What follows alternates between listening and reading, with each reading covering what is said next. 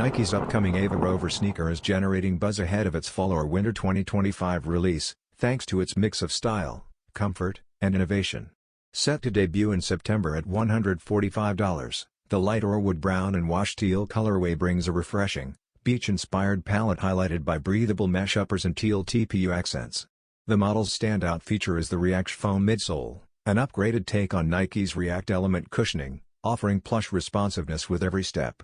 Subtle stitched swooshes maintain a minimalist branding approach, allowing the shoe's gorpcore aesthetic to shine. While some note a slight Yeezy influence in its design, the Ava Rover's versatility and contemporary look make it appealing for both casual wearers and sneaker enthusiasts. With strong early feedback and momentum building, this release could mark one of Nike's more promising successes, strengthening the brand's lineup for the season.